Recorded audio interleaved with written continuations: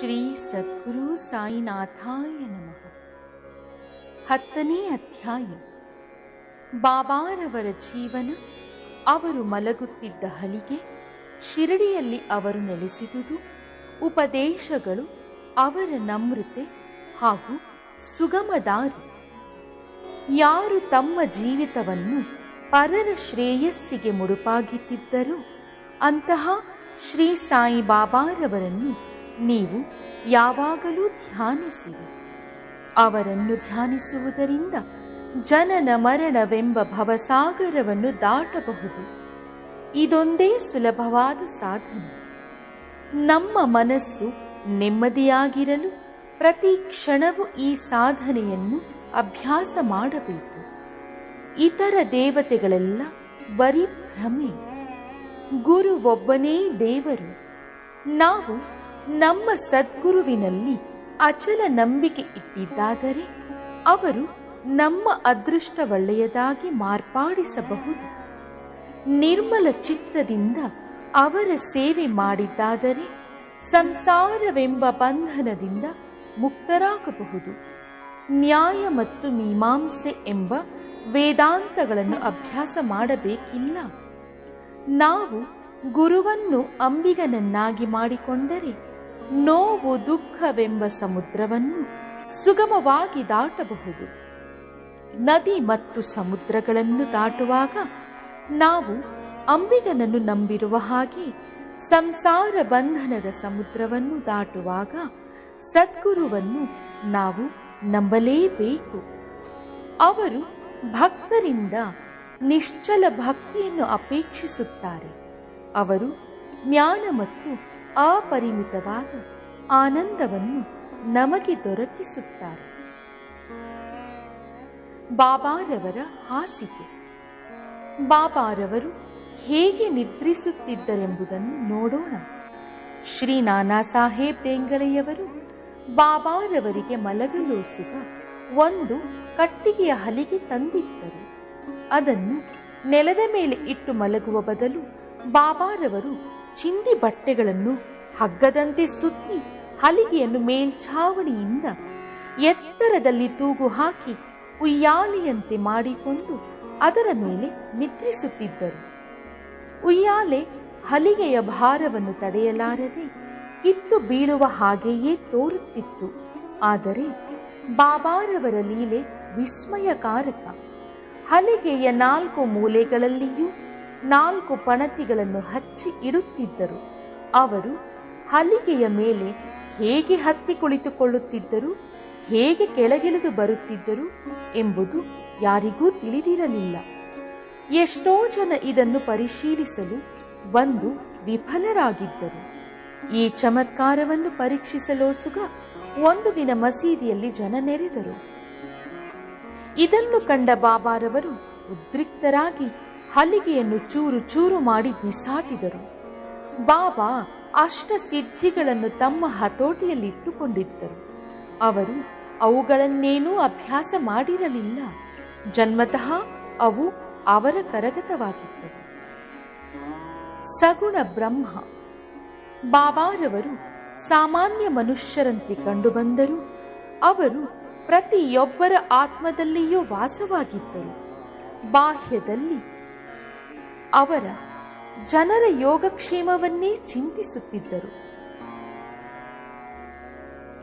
ಭಕ್ತರಿಗೋಸುಗ ಬಾಹ್ಯದಲ್ಲಿ ಅವರು ಅನೇಕ ಆಶೆ ಆಕಾಂಕ್ಷೆಗಳನ್ನು ವ್ಯಕ್ತಪಡಿಸುತ್ತಿದ್ದರು. ಅಂತರಂಗದಲ್ಲಿ ಅವರು ಶಾಂತಿಯ ಪ್ರತೀಕವಾಗಿದ್ದರು. ಬಹಿರಂಗದಲ್ಲಿ ನಿರಂತರ ಕೆಲಸ ಮಾಡುವ ವಿಲಕ್ಷಣ ವ್ಯಕ್ತಿಯಂತೆ ವರ್ತಿಸುತ್ತಿದ್ದರು. ಅಂತರಂಗದಲ್ಲಿ ಅದ್ವೈತವನ್ನು ಪ್ರೀತಿಸುತ್ತಿದ್ದರು. ಬಾಹ್ಯದಲ್ಲಿ ಪ್ರಪಂಚವೆಂಬ ಬಂಧನಕ್ಕೆ ಸಿಕ್ಕಿದ್ದರು. ಕೆಲವು ಬಾರಿ ಪ್ರತಿಯೊಬ್ಬರನ್ನು ಪ್ರೀತಿ ಮತ್ತು ಆದರಗಳಿಂದ ಕಾಣುತ್ತಿದ್ದರು. ಕೆಲವು ವೇಳೆ ಅವರ ಮೇಲೆ ಕಲ್ಲೆಸೆಯುತ್ತಿದ್ದರು. ಅನೇಕ ಸಾರಿ ಕೆಲವರನ್ನು ತಬ್ಬಿಕೊಂಡು ಶಾಂತಿ ಮೂರ್ತಿಯಾಗಿರುತ್ತಿದ್ದರು. ಮತ್ತೊಮ್ಮೆ ಅವರನ್ನು ದೂಷಿಸುತ್ತಿದ್ದರು. ಯಾವಾಗಲೂ ಆತ್ಮಚಿಂತನೆಯಲ್ಲಿಯೇ ತಲ್ಲೀನರಾಗಿ ಭಕ್ತರನ್ನು ಆದರದಿಂದ ಕಾಣುತ್ತಿದ್ದರು. ಅವರು ಒಂದು ಆಸನದಲ್ಲಿ ಕುಳಿತಿರುತ್ತಿದ್ದರು. ಎಲ್ಲಿಗೂ ಪ್ರಯಾಣ ಮಾಡುತ್ತಿರಲಿಲ್ಲ. ಯಾವಾಗಲೂ ಕೈಯಲ್ಲಿ ಸಟಕ ಇಟ್ಟುಕೊಂಡಿರುತ್ತಿದ್ದರು. ಐಶ್ವರ್ಯ ಕೀರ್ತಿಗಾಗಿ ಎಂದೂ ಆಸೆ ಪಡುತ್ತಿರಲಿಲ್ಲ. ಭಿಕ್ಷೆ ಬೇಡಿ ಜೀವಿಸುತ್ತಿದ್ದರು. ಯಾವಾಗಲೂ ಅಲ್ಲಾಹ್ ಮಾಲಿಕ್ ಅಂದರೆ ದೇವರು ದೊಡ್ಡವನು ಎನ್ನುತ್ತಿದ್ದರು. ಅವರು ಜ್ಞಾನದ ಗಣಿಯಾಗಿದ್ದರು. ನಿಜಕ್ಕೂ ಅವರು ದತ್ತದೇವರು.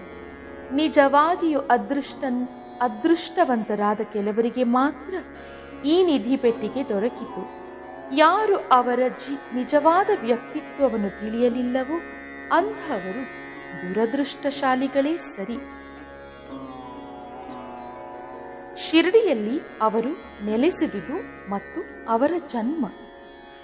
ಬಾಬಾರವರ ಮಾತೃಪಿತೃಗಳಾರು, ಅವರ ನಿಜವಾದ ಜನ್ಮದಿನ ಯಾವುದು ಎಂಬುದು ಯಾರಿಗೂ ತಿಳಿದಿಲ್ಲ.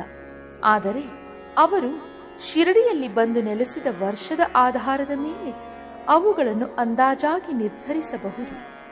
ಬಾಬಾರವರು ತಮ್ಮ ಸುಮಾರು 16ನೇ ವಯಸ್ಸಿನಲ್ಲಿ ಮೊದಲು ಶಿರಡಿಯಲ್ಲಿ ಕಾಣಿಸಿಕೊಂಡರು. ಅಂದಿನಿಂದ ಅವರು 3 ವರ್ಷಗಳವರೆಗೆ ಶಿರಡಿಯಲ್ಲಿದ್ದರು. ಮುಂದೆ ಕೆಲವು ಕಾಲ ಕಣ್ಮರೆಯಾಗಿದ್ದರು. ನಂತರ ಅವರು ಚಾಂದ್ ಪಾಟೀಲರ ಮದುವೆಯ ದಿಬ್ಬಣದ ಜೊತೆಯಲ್ಲಿ ಮತ್ತೊಮ್ಮೆ ಶಿರಡಿಗೆ ಬಂದರು. ಆಗ ಅವರಿಗೆ ಸುಮಾರು 20 ವರ್ಷ ವಯಸ್ಸಿರಬಹುದು. ಅಂದಿನಿಂದ ಅವರು 60 ವರ್ಷಗಳವರೆಗೆ ಶಿರಡಿಯಲ್ಲಿ ನೆಲೆಸಿದ್ದರು. ಬಾಬಾ 1918ರಲ್ಲಿ ಸಮಾಧಿ ಹೊಂದಿದರು. ಇದರಿಂದ ಬಾಬಾರವರು ಸುಮಾರು 1838ರಲ್ಲಿ ಜನಿಸಿದರು ಎಂದು ನಾವು ಹೇಳಬಹುದು. ಬಾಬಾರವರ ಉಪದೇಶಗಳು 17ನೇ ಶತಮಾನದಲ್ಲಿ ಬಾಳಿ ಬದುಕಿದ ಸಂತ ರಾಮದಾಸರು ಗೋವು ಮತ್ತು ಬ್ರಾಹ್ಮಣರನ್ನು ಯವನರ ದೌರ್ಜನ್ಯದಿಂದ ಪಾರು ಮಾಡಿ ಜೀವನದ ಗುರಿಯನ್ನು ಸಾಧಿಸಿದರು. ನಂತರ ಮುಂದಿನ 2 ಶತಮಾನಗಳಲ್ಲಿ ಹಿಂದೂ ಮತ್ತು ಮುಸ್ಲಿಂ ಜಾತಿಯ ಕಲಹಗಳು ಪುನಃ ತಲೆ ಎತ್ತಿದವು. ಇವುಗಳನ್ನು ನಿರ್ಮೂಲ ಮಾಡಲು ಬಾಬಾರವರು ಜನ್ಮ ತಾಳಿದರು. ಶ್ರೀರಾಮ ಹಿಂದೂಗಳ ದೇವರು, ರಹೀಮ ಮೊಹಮ್ಮದಿಯ ದೇವರು, ಇಬ್ಬರೂ ಒಂದೇ ಎಂದು ಬಾಬಾ ಯಾವಾಗಲೂ ಉಪದೇಶಿಸುತ್ತಿದ್ದರು. ಅವರಲ್ಲಿ ಸ್ವಲ್ಪವಾದರೂ ವ್ಯತ್ಯಾಸವಿರಲಿಲ್ಲ. ವಿನಾಕಾರಣ ಭಕ್ತರು ಏಕೆ ಕಲಹ ಮಾಡಬೇಕು ಎಂದು ಬಾಬಾ ಕೇಳುತ್ತಿದ್ದರು. ಜಾತಿ ಭೇದವೇಕೆ? ಎಲ್ಲಾ ಧರ್ಮಗಳು ಒಂದೇ ಎಂದು ಒಗ್ಗಟ್ಟಾಗಿರಿ. ರಾಷ್ಟ್ರದ ಐಕ್ಯ ಮತವನ್ನು ಸಾಧಿಸಿರಿ. ತಾರತಮ್ಯ ಮಾಡಿ ವಾದಿಸುವುದರಿಂದ ಫಲವೇನು? ನಿಮ್ಮ ಯೋಗಕ್ಷೇಮ ನೋಡಿಕೊಳ್ಳಿರಿ. ದೇವರು ನಿಮ್ಮನ್ನು ಕಾಪಾಡುತ್ತಾನೆ. ಯೋಗ, ಯಾಗ, ತಪಸ್ಸು ಮತ್ತು ಜ್ಞಾನ ಇವು ಪರಮಾತ್ಮನನ್ನು ಸೇರುವ ಸಾಧನಗಳು. ಇವುಗಳಲ್ಲಿ ಯಾವುದಾದರೊಂದನ್ನು ನೀವು ಸಾಧಿಸದಿದ್ದರೆ ನಿಮ್ಮ ಜನ್ಮ ನಿಸ್ಸಾರ್ಥಕ. ಯಾರಾದರೂ ನಿಮಗೆ ಅಹಿತ ಮಾಡಿದರೆ ತಿರುಗಿ ಅಹಿತ ಮಾಡಲು ಹೋಗಬೇಡಿ. ಬೇರೆಯವರಿಗೆ ಏನಾದರೂ ನಿಮಗೆ ಮಾಡಬೇಕೆಂದೆನಿಸಿದರೆ ಒಳ್ಳೆಯದನ್ನು ಮಾಡಿ ಎಂದು ಸಾಯಿಬಾಬಾ ಅನ್ನುತ್ತಿದ್ದರು. ಸಂಕ್ಷಿಪ್ತವಾಗಿ ಇದು ಬಾಬಾ ಅವರ ಉಪದೇಶ. ಅದು ಭೌತಿಕ ಮತ್ತು ಆಧ್ಯಾತ್ಮಿಕ ವಿಷಯಗಳಲ್ಲಿ ನಮಗೆ ಸಹಾಯವೆಸಗುತ್ತದೆ. ಸದ್ಗುರು ಸಾಯಿಬಾಬಾ ಗುರುಗಳು ಅನೇಕರಿದ್ದಾರೆ. ಕೆಲವರು ತಂಬೂರಿ ತಾಳಗಳನ್ನು ಹಿಡಿದುಕೊಂಡು ತಮ್ಮ ಆಧ್ಯಾತ್ಮಿಕತೆಯನ್ನು ತೋರ್ಪಡಿಸುತ್ತಾ ಮನೆ ಮನೆಗೂ ಅಲೆಯುತ್ತಾರೆ. ತಮ್ಮ ಶಿಷ್ಯರಿಗೆ ಮಂತ್ರಗಳನ್ನು ಉಪದೇಶಿಸಿ ಅವರಿಂದ ದ್ರವ್ಯವನ್ನು ಸುಲಿಗೆ ಮಾಡುತ್ತಾರೆ. ಧರ್ಮ ಮತ್ತು ಮತ ಬೋಧಕರೆಂದು ಹೇಳಿಕೊಂಡು ಅವರು ಸ್ವತಃ ನೀತಿ ಬಾಹಿರರು, ಅಧರ್ಮಿಗಳು ಆಗಿರುವ ಎಷ್ಟು ಜನರಿಲ್ಲ. ಆದರೆ ಬಾಬಾರವರಲ್ಲಿ ಇಂತಹ ಢಂಬಾಚಾರವಿರಲಿಲ್ಲ. ತಮ್ಮ ಭಕ್ತರಲ್ಲಿ ಅವರಿಗೆ ಅಪರಿಮಿತವಾದ ಪ್ರೀತಿ ಇದ್ದಿತು. ಗುರುಗಳಲ್ಲಿ 2 ವಿಧ, ನಿಯತ್ ಮತ್ತು ಅನಿಯತ್. ಮೊದಲನೆಯವರು ತಮ್ಮ ಉಪದೇಶಗಳಿಂದ ನಮ್ಮಲ್ಲಿ ಒಳ್ಳೆಯ ಗುಣಗಳನ್ನುಂಟು ಮಾಡಿ ನಮ್ಮ ಆತ್ಮವನ್ನು ಶುದ್ಧಿ ಮಾಡಿ ಮುಕ್ತಿ ಮಾರ್ಗದ ಪಥದಲ್ಲಿ ಕೊಂಡೊಯ್ಯುತ್ತಾರೆ. ಎರಡನೆಯವರು ನಮ್ಮಲ್ಲಿ ಕಲಹ ಮತ್ತು ಭೇದ ಭಾವ ಹುಟ್ಟುವಂತೆ ಮಾಡುತ್ತಾರೆ. ಆದರೆ ಯಾವ ಗುರುವು ನಮ್ಮ ಆತ್ಮವನ್ನು ನಮ್ಮಲ್ಲಿ ದೃಢಪಡಿಸಬಲ್ಲನು, ಯಾವ ಗುರುವು ಸಂಸಾರ ಸಾಗರದಿಂದ ನಮ್ಮನ್ನು ದಾಟಿಸಬಲ್ಲನು, ಅವನೇ ಸದ್ಗುರು. ಸಾಯಿಬಾಬಾ ಇಂತಹ ಸದ್ಗುರುಗಳಾಗಿದ್ದರು. ಅವರ ಯೋಗ್ಯತೆ ವರ್ಣನಾತೀತವಾದದ್ದು. ಯಾರಾದರೂ ಅವರ ದರ್ಶನ ಪಡೆಯಲು ಹೋದಾಗ ಅವರು ಸ್ವತಃ ಕೇಳದೇ ಇದ್ದರೂ ಅವರ ಹಿಂದಿನ ಮತ್ತು ಮುಂದಿನ ಆಗು ಹೋಗುಗಳೆಲ್ಲವನ್ನು ಹೇಳುತ್ತಿದ್ದರು. ಸಮಸ್ತ ಜೀವರಾಶಿಗಳಲ್ಲಿಯೂ ಅವರು ದೈವತ್ವವನ್ನು ಕಂಡಿದ್ದರು. ಸ್ನೇಹಿತನಾಗಲಿ ಶತ್ರುವಾಗಲಿ ಅವರಿಗೆ ಇಬ್ಬರು ಒಂದೇ. ದುಷ್ಕರ್ಮಿಗಳಲ್ಲಿಯೂ ಅವರು ಪ್ರೀತಿ ತೋರಿಸುತ್ತಿದ್ದರು. ಯಾವುದು ಅನುಮಾನಕ್ಕೆ ಅವರಲ್ಲಿ ಆಸ್ಪದವಿರಲಿಲ್ಲ.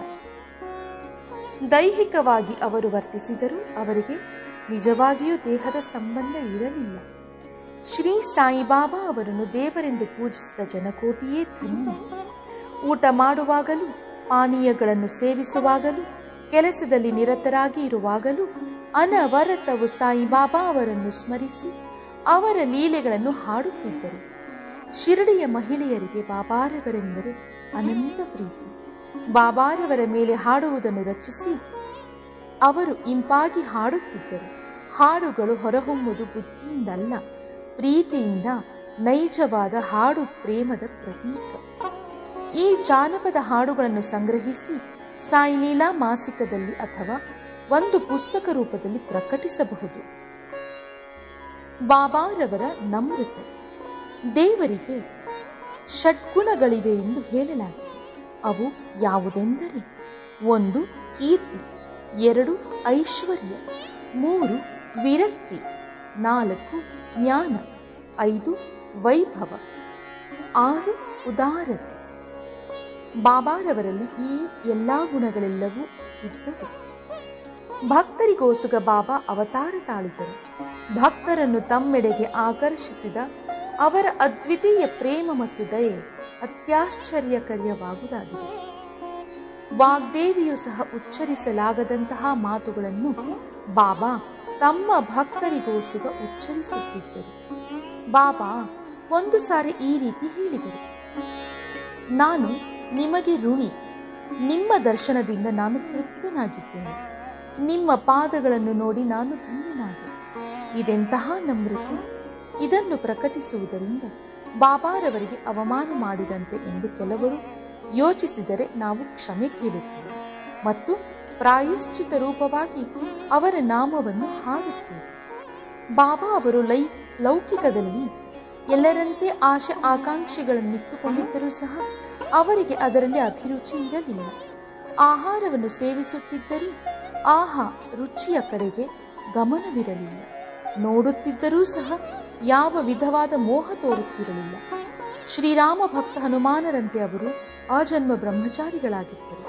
ಯಾವುದರಲ್ಲಿಯೂ ಸಂಪರ್ಕವಿಟ್ಟುಕೊಂಡಿರಲಿಲ್ಲ. ಶುದ್ಧ ಸ್ಮೃತಿಯುಳ್ಳವರಾಗಿ ಅವರು ಕರುಣಾಮಯಿಗಳು ಮತ್ತು ನಿಸ್ವಾರ್ಥಿಗಳು ಆಗಿದ್ದರು. ಇದನ್ನು ಪ್ರತಿಪಾದಿಸುವ ಉದಾಹರಣೆ ಈ ರೀತಿ ಇದೆ. ನಾನಾವಲ್ಲಿ. ಶಿರಡಿಯಲ್ಲಿ ಒಬ್ಬ ವಿಲಕ್ಷಣ ವ್ಯಕ್ತಿಯಾದ ನಾನಾವಲ್ಲಿ ಎಂಬ ಫಕೀರನಿದ್ದನು. ಅವನು ಬಾಬಾರವರ ಚಲನವಲನಗಳನ್ನೇ ವೀಕ್ಷಿಸುತ್ತಿದ್ದನು. ಒಂದು ದಿನ ಅವನು ಬಾಬಾರವರಲ್ಲಿಗೆ ಬಂದು, ನಿಮ್ಮ ಆಸನವನ್ನು ಬಿಟ್ಟೇಳಿರಿ, ನಾನು ಅಲ್ಲಿ ಕುಳಿತುಕೊಳ್ಳುತ್ತೇನೆ ಎಂದನು. ಬಾಬಾರವರು ಕೂಡಲೇ ಎದ್ದು ಆಸನ ಬಿಟ್ಟುಕೊಟ್ಟರು. ನಾನಾವಲ್ಲಿ ಅಲ್ಲಿ ಸ್ವಲ್ಪ ಕಾಲ ಕುಳಿತುಕೊಂಡು ನಂತರ ಎದ್ದು ಬಂದು ಪುನಃ ಬಾಬಾರವರಿಗೆ ಆಸನ ಬಿಟ್ಟುಕೊಟ್ಟನು. ಬಾಬಾರವರು ಆಸನದಲ್ಲಿ ಕುಳಿತುಕೊಂಡ ನಂತರ ನಾನಾವಲ್ಲಿ ಮತ್ತೆ ಅವರ ಪಾದಕ್ಕೆರಗಿ ನಮಸ್ಕರಿಸಿ ಹೊರಟು ಹೋದನು. ಇದರಿಂದ ಬಾಬಾರವರಿಗೆ ಸ್ವಲ್ಪವೂ ಅಸಮಾಧಾನವಾಗಲಿಲ್ಲ. ನಂತರ ನಾನಾವಲ್ಲಿ ಬಾಬಾರವರ ಪರಮ ಭಕ್ತರಾಗಿ ಬಾಬಾರವರು ಮಹಾಸಮಾಧಿ ಹೊಂದಿದ ನಂತರ ಸ್ವಲ್ಪ ದಿನಗಳಲ್ಲಿಯೇ ಪರಲೋಕ ಯಾತ್ರೆ ಬೆಳೆಸಿದರು. ಸುಗಮವಾದ ದಾರಿ. ಸಾಧು ಸಂತರ ಕಥೆಗಳನ್ನು ಕೇಳುವುದು ಮತ್ತು ಅವರ ಜೊತೆಯಲ್ಲೇ ವಾಸ ಮಾಡುವುದು. ಬಾಬಾರವರು ಲೌಕಿಕದಲ್ಲಿ ಸಾಮಾನ್ಯ ಮನುಷ್ಯರಂತೆ ವರ್ತಿಸುತ್ತಿದ್ದರು. ಅವರ ನಡೆ ನುಡಿಗಳಲ್ಲಿ ಒಂದು ವಿಶೇಷತೆ ಇತ್ತು. ಇದರಿಂದ ಅಪರೂಪವಾದ ಪ್ರತಿಭೆ ಕಂಡುಬರುತ್ತಿತ್ತು. ಅವರು ಮಾಡಿದುದೆಲ್ಲವೂ ಭಕ್ತರ ಹಿತಕ್ಕಾಗಿಯೇ. ಅವರು ತಮ್ಮ ಭಕ್ತರಿಗೆ ಯಾವುದೊಂದು ಯೋಗಾಸನವನ್ನಾಗಲಿ ಧಾರ್ಮಿಕ ರೀತಿಗಳನ್ನಾಗಲಿ ಹೇಳಿಕೊಡಲಿಲ್ಲ. ಮಂತ್ರೋಪದೇಶ ಮಾಡುತ್ತಿರಲಿಲ್ಲ. ಅಹಂಭಾವವನ್ನು ತ್ಯಜಿಸಿ ಯಾವಾಗಲೂ ಸಾಯಿ ಸಾಯಿ ಎಂದು ಉಚ್ಚರಿಸಿರೆಂದು ಮಾತ್ರ ಬಾಬಾ ಹೇಳುತ್ತಿದ್ದರು. ಇದರಂತೆ ನೀವು ನಡೆದರೆ ನಿಮ್ಮ ತೊಂದರೆಗಳೆಲ್ಲವೂ ನಿವಾರಣೆಯಾಗುತ್ತದೆ. ಅಗ್ನಿ ಕುಂಡದ ಮುಂದೆ ಕುಳಿತು ಯಾಗ ಮಾಡುವುದು ಬ್ರಾಹ್ಮಣರಿಗೆ ಮಾತ್ರ ಸಾಧ್ಯ. ಅದು ಬೇರೆ ವರ್ಗದವರಿಗೆ ಸಾಧ್ಯವಿಲ್ಲ. ಯೋಚನೆ ಮಾಡುವುದೊಂದೇ ಮನಸ್ಸಿನ ಕೆಲಸ. ಯೋಚಿಸದೆ ಮನಸ್ಸು ಒಂದು ಕ್ಷಣವಾದರೂ ಇರಲಾರದು. ಅದಕ್ಕೆ ಇಂದ್ರಿಯ ವಸ್ತುವನ್ನು ಕೊಟ್ಟರೆ ಅದನ್ನೇ ಕುರಿತು ಚಿಂತಿಸುತ್ತದೆ. ಗುರುವನ್ನು ಕೊಟ್ಟರೆ ಅವನನ್ನೇ ಕುರಿತು ಚಿಂತಿಸುತ್ತದೆ. ನೀವು ಬಾಬಾರವರ ಗುಣ ಮತ್ತು ಪ್ರತಿಭೆಗಳನ್ನು ಕೇಳಿರುವಿರಿ. ಅದನ್ನು ಪ್ರತಿದಿನವೂ ಕೇಳಿರಿ. ಇದೇ ನೀವು ಬಾಬಾರವರಿಗೆ ಸಲ್ಲಿಸಬಹುದಾದ ನೈಸರ್ಗಿಕ ಪೂಜೆ. ಸಂತರ ಕಥೆಗಳನ್ನು ಕೇಳುವುದು ಈ ಹಿಂದೆ ಹೇಳಿದ ಸಾಧನಗಳಷ್ಟು ಕಷ್ಟವಲ್ಲ. ಅದು ನಿಮ್ಮನ್ನು ಸಂಸಾರ ಬಂಧನದ ಹೆದರಿಕೆಯಿಂದ ತಪ್ಪಿಸಿ ಧಾರ್ಮಿಕ ಪಥದೆಡೆಗೆ ಸಾಗಿಸುತ್ತದೆ. ಆದುದರಿಂದ ಅಂಥ ಕಥೆಗಳನ್ನು ಕೇಳಿರಿ ಮತ್ತು ಮನಸ್ಸಿನಲ್ಲಿ ಗ್ರಹಿಸಿಕೊಳ್ಳಿರಿ. ಇದನ್ನು ಮಾಡಿದರೆ ಎಲ್ಲ ವರ್ಗದವರು ಪರಿಶುದ್ಧರಾಗಬಹುದು. ನೀವು ಎಲ್ಲಿಯೇ ಇರಿ, ಯಾವುದೇ ಕೆಲಸ ಮಾಡುತ್ತೀರಿ, ನಿಮ್ಮ ಮನಸ್ಸನ್ನು ಶ್ರೀ ಸಾಯಿಯವರಲ್ಲಿ ಇಡಿ. ಅವರು ಖಂಡಿತವಾಗಿಯೂ ನಿಮ್ಮನ್ನು ಆಶೀರ್ವದಿಸುವರು. ಇದೇ ಬಾಬಾ ಅವರನ್ನು ಅರಿಯಲು ಸುಲಭವಾದ ಸಾಧನ. ಎಲ್ಲರೂ ಇದನ್ನು ಅಭ್ಯಾಸ ಮಾಡಲಾರರು. ಕಾರಣ ಭಗವಂತನ ದಯೆ ಇಲ್ಲದೆ ನಮಗೆ ಸಂತರ ಕಥೆಗಳನ್ನು ಕೇಳುವ ಮನಸ್ಸು ಬರುವುದಿಲ್ಲ. ಅವರ ಕಥೆಗಳನ್ನು ಕೇಳಿದರೆ ಅವರೊಡನಿದ್ದಂತೆಯೇ. ಸಂತರೊಡನೆ ಇರುವುದು ಬಹುಮುಖ್ಯವಾದದ್ದು. ಅದು ನಿಮ್ಮ ದೇಹ ಸ್ಮೃತಿಯನ್ನು ತಪ್ಪಿಸಿ ಅಹಂಭಾವವನ್ನು ತೆಗೆದೊಗೆದು ಜನನ ಮರಣಗಳಿಂದ ನಮ್ಮನ್ನು ವಿಮುಕ್ತ ಮಾಡಿ ಹೃದಯದ ಎಲ್ಲಾ ಗಂಟುಗಳನ್ನು ಬಿಡಿಸಿ ಶುದ್ಧ ಚೈತನ್ಯನಾದ ಆ ವಾಸುದೇವನಲ್ಲಿಗೆ ನಿಮ್ಮನ್ನು ಕರೆದೊಯ್ಯುತ್ತದೆ. ಇದು ಇಂದ್ರಿಯ ವಸ್ತುಗಳಲ್ಲಿ ವಿರಕ್ತಿ ಹುಟ್ಟಿಸಿ ನಿಸ್ವಾರ್ಥಿಗಳನ್ನಾಗಿ ಮಾಡಿ ಧಾರ್ಮಿಕ ಪಥದೆಡೆಗೆ ಸಾಗಿಸುತ್ತದೆ.